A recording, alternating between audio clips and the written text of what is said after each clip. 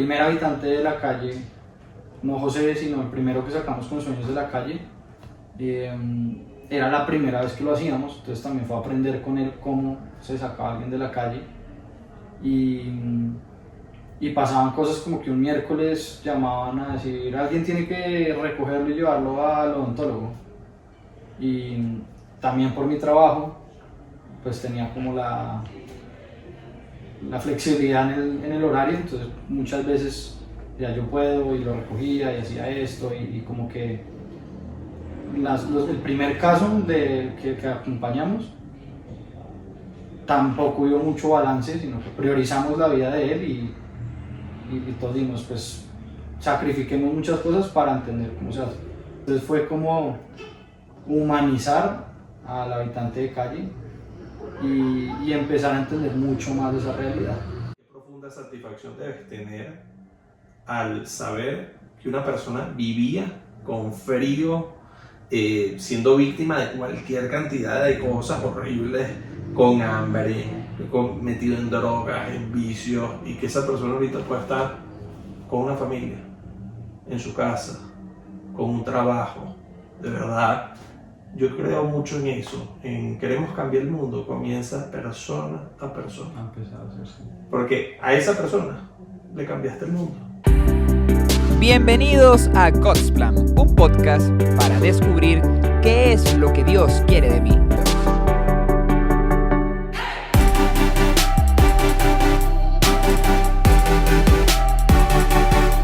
Bienvenidos a God's Plan Podcast. Ya estamos en nuestra quinta temporada, episodio 7. Y ahorita tengo el gusto de estar en la ciudad de Bogotá. Y aquí acabo de conocer a Felipe. Felipe, muchísimas gracias por estar aquí, por aceptar la invitación. El día de hoy vamos a hablar sobre cómo equilibrar entre una vida de trabajo, familia y ayudar a los más necesitados. Felipe, cuéntanos un poco de tu vida, dónde creciste, a qué te dedicas. Padre, pues nada, gracias por la invitación, mucho gusto a todos los que nos están escuchando, viendo. Soy Felipe Arango Gardiazabal, soy miembro de el Regnum Christi en la sección de Bogotá, una sección que todavía no entendemos si es jóvenes, adultos, jóvenes, como en esa transición. Me casé hace 8 meses, entonces por eso estoy como en esa transición, todavía no tengo hijos, pero ya soy esposo. Para los que no saben, por cierto, el Regnum Christi es una organización dentro de la Iglesia Católica. Yo soy parte del Regnum Christi, él es parte del Regnum Christi, que básicamente busca acercarnos a Dios y acercar a otras personas a Dios, porque si acaso algunos no saben lo que es el Regnum Christi. Buenísimo, padre. Entonces sí, casualmente, digamos, por gracia de Dios, a mi esposa la conocí en el Regnum Christi, la conocí haciendo apostolado, ayudando a los demás. Y de dónde soy, de dónde vengo, aquí de Bogotá, toda la vida he vivido aquí en Bogotá. Tuve la oportunidad de vivir 1 año en México, estuve 1 año viviendo en México, en Ciudad de México, haciendo 1 año. En el Regnum Christi le llamamos de colaborador, pero para los que no conocen el Regnum Christi, es como 1 año de voluntariado. Y ahí fue como un par de años antes a ese año, fue como un antes, un después en mi vida. Siempre supe quién era Dios, pero hasta después de terminar el colegio empecé a conocer realmente a Dios. Entonces podría decir que toda mi vida antes de la universidad fue sabiendo que existía un Dios. Mis papás no es que no fueran católicos, pero eran muy lights, si se puede decir. Y terminando colegio, empezando universidad, empiezo a conocer más como una decisión propia de Dios. Y eso me ha llevado como a acercarme mucho más a Dios los últimos 12 años de mi vida. Y cuéntanos sobre esa inquietud de ayudar a los más necesitados, cómo nació y cómo ha ido evolucionando. Pues padre, yo creo que tiene 2 momentos en mi vida. Uno es justo cuando conozco el Regnum Christi y voy a un apostolado de acá de la sección de Bogotá, que son unas sesiones como de liderazgo, donde invitaban a líderes de todo tipo, políticos, empresarios, deportistas, artistas, influyentes de Colombia, que lo que tenían en común de sus liderazgos es que siempre tenía un sentido de trascendencia su liderazgo un poco y de expresar el liderazgo que necesitaba nuestro país. Y estando ahí me doy cuenta que algo en mi corazón siempre, cuando veía esos ejemplos de liderazgo, como que uno se visualiza, ¿no? Y dice, puedo vivir una vida normal o puedo vivir una vida como estas personas la están viviendo. Me hace mucho más sentido querer parecerme a estas personas que vivir una vida común y corriente. Entonces termino ese diplomado y queda como una semilla en mi corazón de preguntarme constantemente qué significa ser líder, ¿no? en el mundo en el que vivimos. Y un tiempo después, ya en la universidad, en Cali, que es una ciudad aquí en Colombia, en diciembre hay feria, fiestas, como las fiestas de la ciudad. Y me voy para Cali, mi abuela es de Cali, y estando en un concierto muy grande que hacen todos los años, aquí en Colombia hay una droga que usan los ladrones para robar, que se llama burundanga. Sí. Y me emburundangan, y cuando me levanto, pues me levanto en el hospital, mis papás, como la típica escena de película. Y cuando poco a poco voy como recobrando la conciencia, entendiendo qué había pasado, mi papá me cuenta que aquí en Cali hay muchas casas, es una ciudad de muchas casas, y todavía existe como, acá le llamamos el vigilante, ¿no? que es como el que cuida la calle. Uh-huh. Ese señor que cuidaba la calle, las casas donde mi abuela vivía, le dijo a mi papá que un habitante de calle me había llevado. Me había dejado en la puerta y se había ido. No había pedido nada, no había preguntado nada.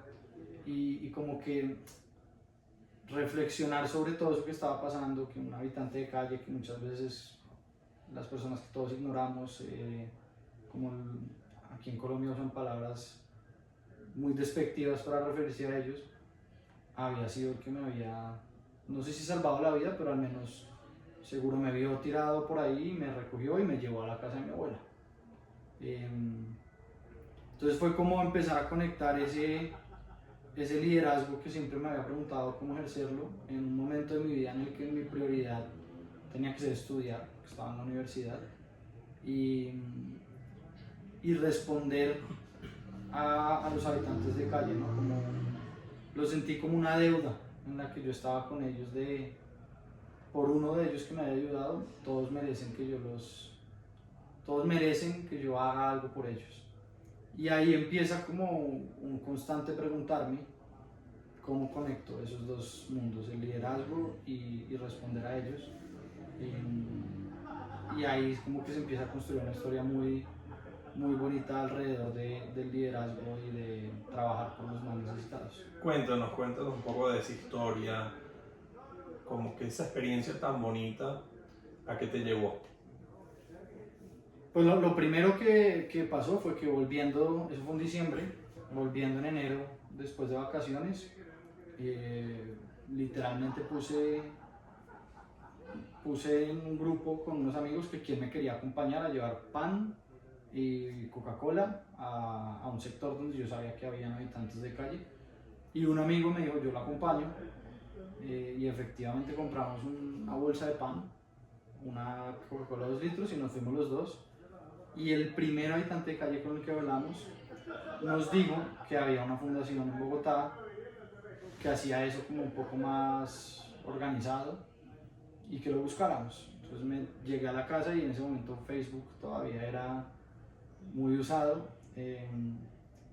Busqué en Facebook el nombre de la fundación y nos encontramos con que todos los sábados iban a las ollas. Las ollas son como los lugares en donde venden la droga aquí en Bogotá y en Colombia, y donde viven como esos habitantes de Cali que son adictos a consumir, viven en las ollas. Entonces digo, hay una fundación que va todos los sábados a la olla, búsquela, la buscamos, la contacté y fui ese siguiente sábado a ver qué era. Y pues literalmente era como, de hecho, un par de meses después de estar yendo, salió un artículo en el periódico que decía paseos de olla a paseos a la olla. Aquí en Colombia es muy famoso los paseos de olla, que son paseos que hacen las familias al río. Ah, ok. Y llevan su olla con la comida, Okay. está en el río. Y salió un artículo que decía, pues eso, paseos de olla o paseos a la olla, porque era en realidad ir, llevar algo de comer, estar literalmente en la olla y luego irse. Pero como que no iba un paso más allá, al menos así lo veía yo. E incluso pues el artículo medio lo criticaba.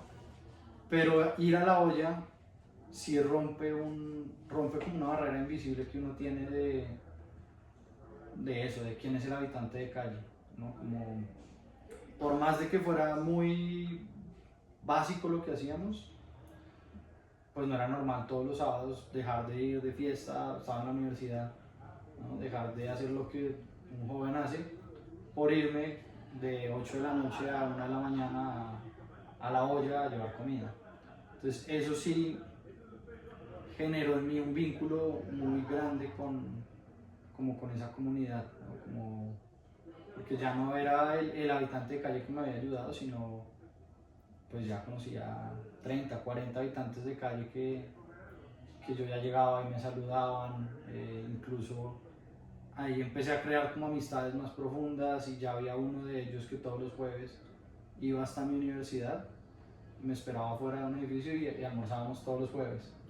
Increíble. Entonces fue como humanizar al habitante de calle y empezar a entender mucho más de esa realidad, Claro. entender quiénes eran, por qué estaban ahí, sus historias, y a enamorarme como de la idea de se puede hacer algo por ellos y no solo mirarlos como lo mira normalmente la sociedad. Y ahí pasó algo que creo que fue para mí de lo más bonito, y fue justo ese año que me fui a México. Cuando regresé de México, uno de esos habitantes de calle con el que más amigo, como más cercano era, me llamó. Recién yo estaba llegando de México y me llamó y me dijo, oiga, lo quiero ver. Y yo pensé que me iba a encontrar con un habitante de calle, y cuando me vi con él, durante ese año que yo estuve allá, él se rehabilitó y salió de la calle. Increíble, qué bien. Y ese día me estaba llamando a invitarme a que juntos fuéramos a llevar agua de panela y comida a la olla. Entonces tengo esa foto, y esa foto es, a mí, cada vez que la veo como que me conecta con ese momento, y fue él y yo en la olla sirviéndole a los que eran sus amigos, pero él como desde el otro lado. Claro. Y ahí fue después después de México, que había sido un año de un montón de aprendizajes, de enseñanzas, de fortalecer lo que yo quería en la vida, y ver a José cómo estaba bien, fue como empezar a hacerme la pregunta, tengo que seguir viniendo a la olla, pero con un objetivo que sea darle una oportunidad como la tuvo José, y si él pudo, a una persona que estuvo 15 años en la calle, si él pudo, no digo que cualquiera puede, pero hay esperanza. Claro.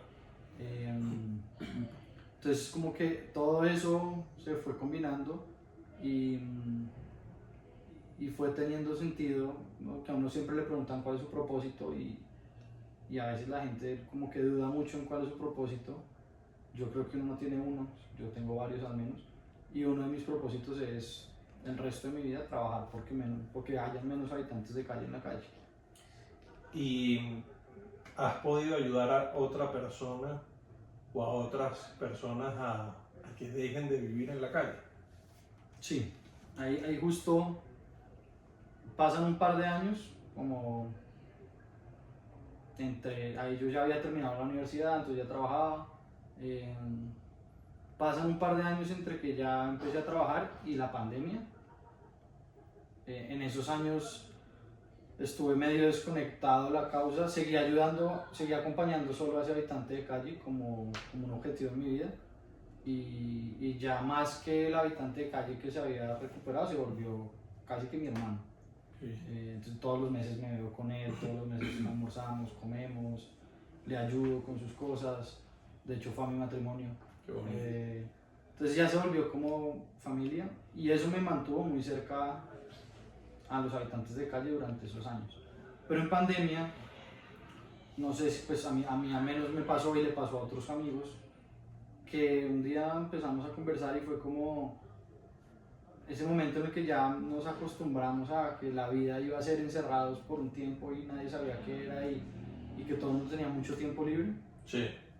Y un día nos literalmente llamada por Zoom, los tres, y nos pusimos a hablar de que los tres teníamos como el mismo propósito en común de trabajar por los habitantes de calle, pero que si no teníamos un proyecto propio iba a ser muy difícil llegar a una de esas fundaciones a decir qué queríamos proponer.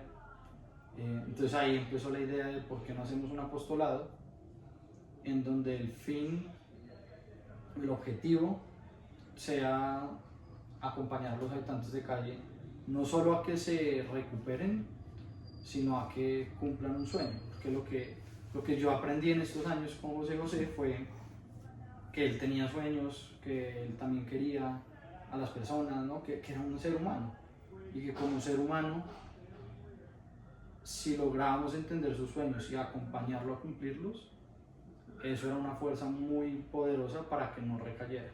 Claro. Y que paralelo a eso, habían dos cosas que lo habían tenido a él fuerte, era Dios y como un círculo, una comunidad que estuviera pendiente de él. Entonces, en esa conversación de Zoom con ellos tres, lo que hablábamos era, con ellos dos, que éramos los tres, era por qué no replicamos eso que hacían muy bien esas fundaciones de ir constantemente, pues, que hay que hacerlo para poder conocerlos, pero que el objetivo real de nuestro apostolado sea ir por ellos, sacarlos de ahí, llevarlos a que se rehabiliten, no nosotros hacer la rehabilitación, porque para eso hay muchos centros. Y en el momento en que salen de rehabilitación, ahí es el momento realmente importante. Todo lo anterior es muy bonito, todo el mundo lo quiere hacer, pero el después de que se recuperó, los próximos 5 años son los más importantes. Qué bueno.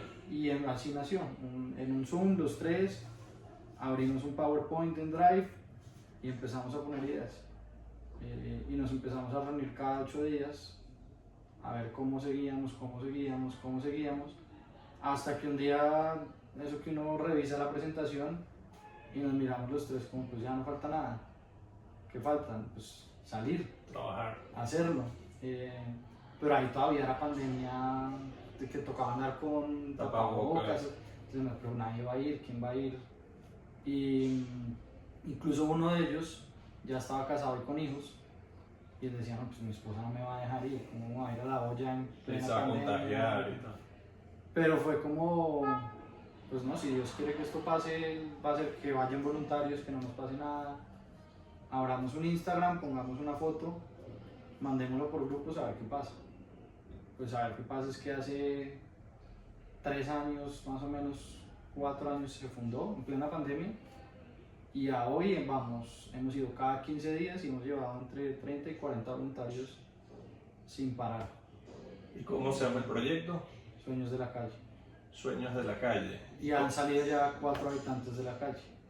De verdad me gusta mucho porque yo recuerdo hace años, yo le dije a un sacerdote mayor que ha hecho proyectos grandísimos y yo le pregunté, padre, ¿qué me recomienda para ayudar a los más necesitados? Y él me dijo, busca siempre el proyecto más eficaz.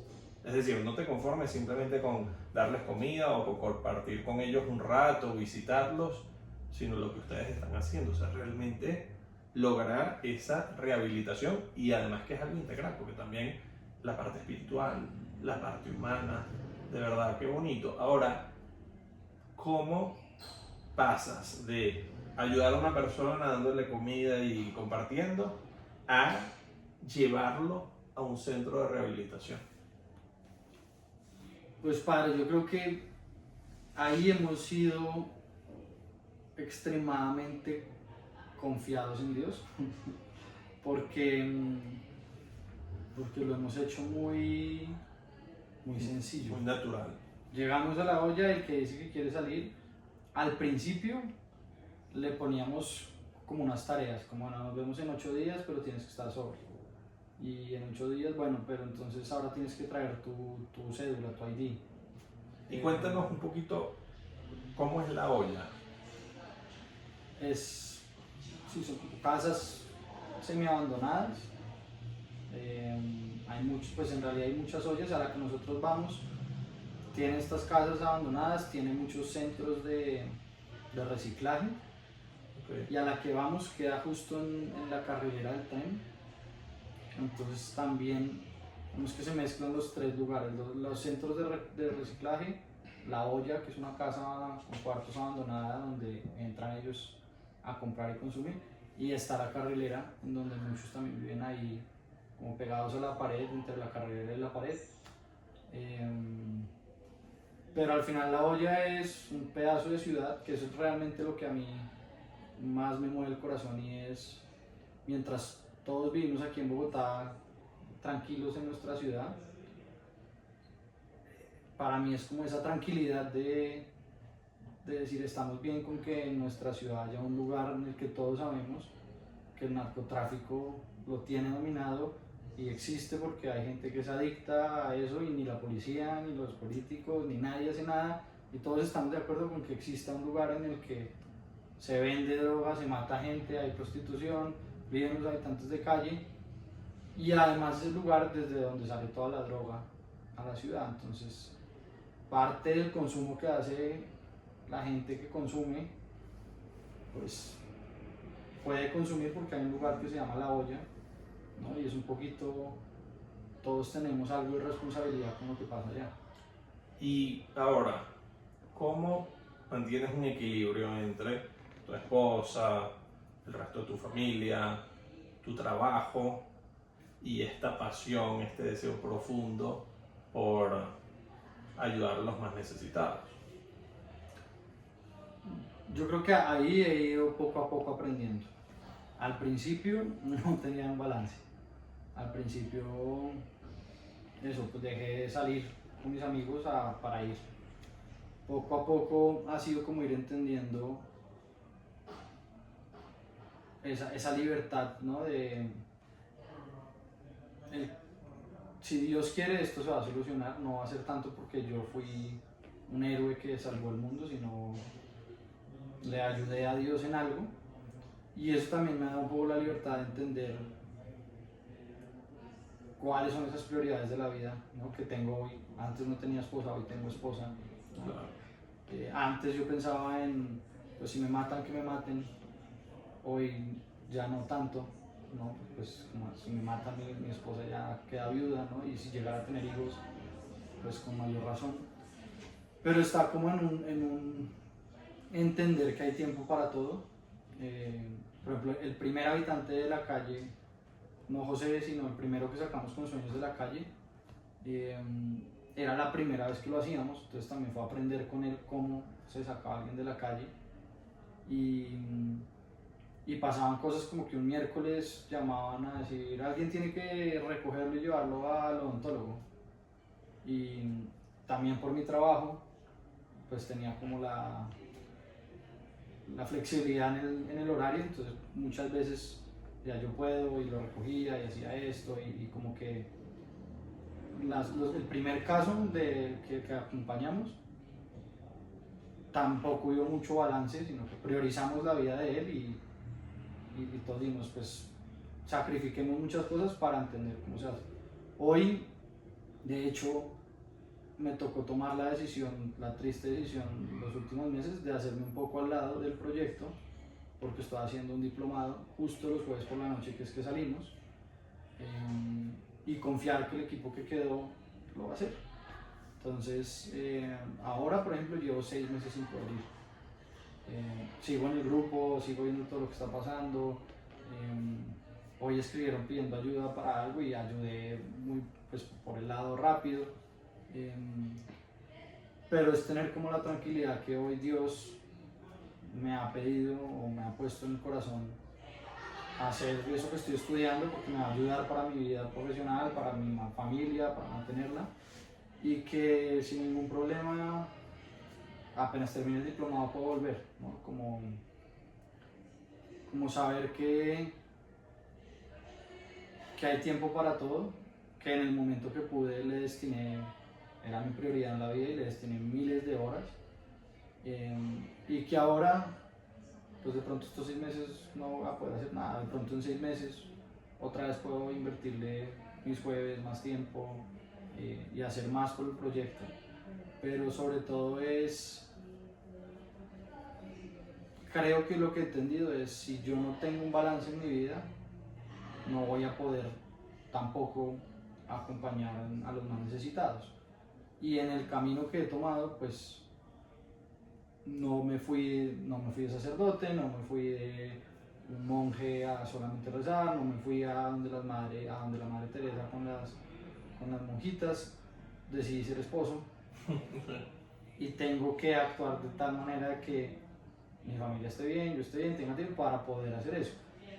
¿Qué sueño? Pues sueño llevar a mis hijos a que conmigo acompañen habitantes de calle, pero para poder llevarlos tendré también que balancear Claro.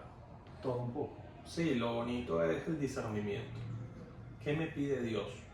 Y si Dios ahorita me pide que haga un diplomado, pues hago el diplomado con paz y con tranquilidad, sabiendo que bueno, eso es lo que Dios me está pidiendo ahorita, pero en el momento que Dios me pide un mayor compromiso con esta gente, pues siempre estar dispuesto a hacer lo que Dios nos pida, pero más allá del trabajo que están haciendo con las personas de la calle, creo que están haciendo un trabajo muy, muy valioso con los voluntarios que van para allá.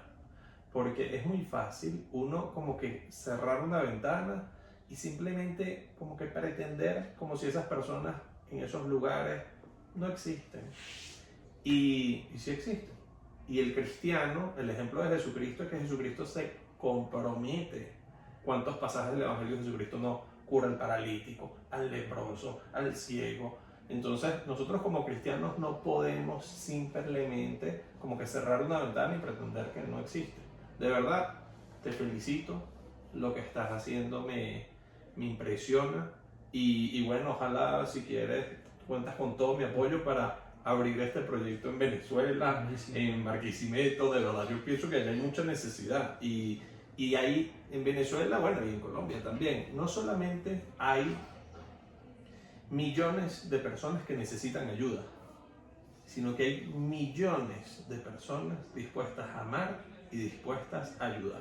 Si uno llega con ese tipo de oportunidades frecuentes y así entre gente joven para ir a ayudar gente, yo estoy seguro que en Venezuela muchísima gente, pero muchísima gente le encantaría participar en un proyecto así. Tal cual. De hecho, lo que estaba diciendo el padre, no, a ver, hoy hemos movido mucho las redes sociales y hemos hecho un trabajo por... ¿Cómo los buscan en las redes sociales? Sueños de la calle BOC. Sueños sin la ñ, sino con el... Ajá, Sueños de la calle BOC. Como de Bogotá, BOC. Ah, ok, B-O-G. B alta o G de gato. Ok. Y ahí vamos posteando, poniendo lo que pasa y no hemos tenido que hacer nada más que eso. Y van llegando porque los que van son la historia y replican y otros invitan y se ha ido esparciendo. Ya hay gente que va constantemente y demás. Pero es muy bonito, por eso que lo que decía ahorita el padre es, hay un artista, no me acuerdo el nombre, que hizo una escultura de un Jesús habitante de calle. Es un Jesús, pues es un habitante de calle que duerme en una silla de estas de parques, los parques que y se le ven solamente los pies, no estoy mal, como que está tapado, y los pies son los pies de Jesús con los clavos. Con los clavos. Wow, qué increíble. Hay uno aquí en Montserrat, en Bogotá, pero hay muchos por el mundo. Y es como, sí, el Jesús que le sirve, pero también llevar a la gente a ver al Jesús que es el habitante de calle. Esa es la clave. Cuando Jesús dice en el Evangelio, cuando viste a esa persona desnuda, hambriento, sediento, es a mí a quien me estabas viendo. Sí, pues, qué impresionante. De hecho tenemos unas tarjeticas pequeñitas que uno de nuestros patrones es Cotolengo. Y Cotolengo decía, si supieras quién son los pobres, le servirías de rodillas. Qué bonita frase. Y a todos los que podemos les damos la foto de Cotolengo y por detrás la frase y sueños de la calle. Está bellísima. Si supieras quiénes son los pobres, les servirías de rodillas. La voy a empezar a usar. Está muy buena. Bueno, Felipe, muchísimas gracias por acompañarnos. De verdad que qué bonito. De verdad transmites mucha tranquilidad, mucha paz y qué profunda satisfacción debes tener al saber que una persona vivía con frío, siendo víctima de cualquier cantidad de cosas horribles, con hambre, metido en drogas, en vicios, y que esa persona ahorita puede estar con una familia, en su casa, con un trabajo. De verdad, yo creo mucho en eso, en queremos cambiar el mundo, comienza persona a persona. Porque a esa persona le cambiaste el mundo por completo. De verdad, qué bonito lo que Dios está haciendo por medio de ustedes.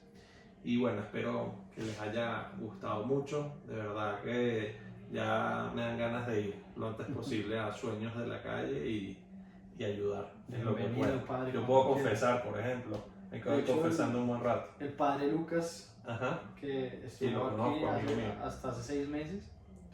José, que es este primer habitante de Calles de toda Ajá. la historia. Un día como que me acercó y me dijo como que quería hacer algo para crecer en su fe. Uh-huh. Y le pregunté si se había confesado y me dijo, no me confieso hace 30 años. Y llamé al padre Lucas y le dije, padre, le voy a dar un regalo Claro. que no se imagina. Me dijo que le va a confesar a un habitante de Calle.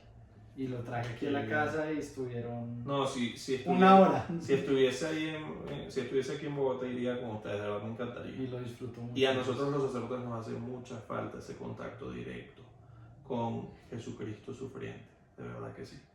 De verdad, muchas gracias por tu ejemplo.